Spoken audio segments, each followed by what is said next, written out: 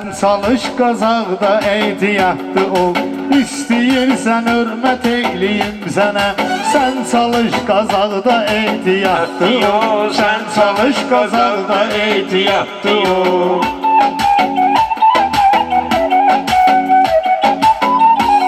Ey xəqan varam şeirə sənətə bağlı, çoxlarını saxladım acnacaqlı. Şair bilirsən ki əmir qazaqlı, gəlir dağda ehtiyatlı ol, gəlir dağda ehtiyatlı ol. İstəyirsən hörmət eyliyim sənə, sən çalış qazaqda ehtiyatlı ol, sən çalış qazaqda ehtiyatlı ol.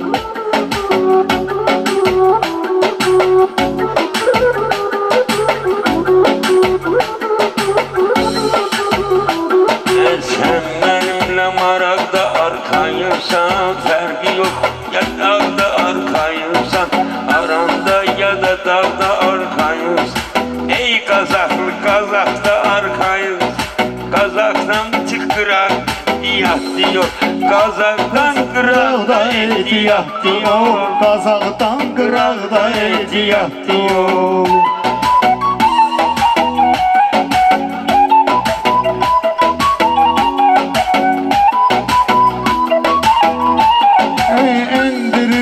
Səriyyəti endirginən, sənə deyirəm növbəti endirginən. Oqtay biraz surəti endirginən, tır gedir qabaqda ehtiyatlı ol, tır gedir qabaqda ehtiyatlı ol.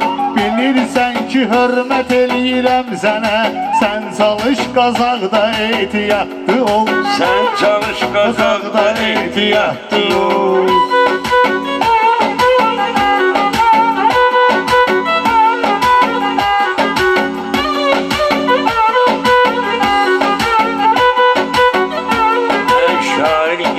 Sözünü diye senetle oturdur yağınlı məsləhətlə, yola çıxanda da ümumiyyətlə, hem solda hem sağda ehtiyatlı ol, hem sağda hem sağda ehtiyatlı ol. Sen çalış qazaqda ehtiyatlı ol, sen gel sağda ehtiyatlı ol. Şairdə var hal yaşayır bu dəqiqə, hər sözü normal yaşayır bu dəqiqə. Qazaqda qartal yaşayır bu dəqiqə, saxsağan bu dağda ehtiyatlı ol, saxsağan bu dağda ehtiyatlı ol. Dolu yağdı qardaşım.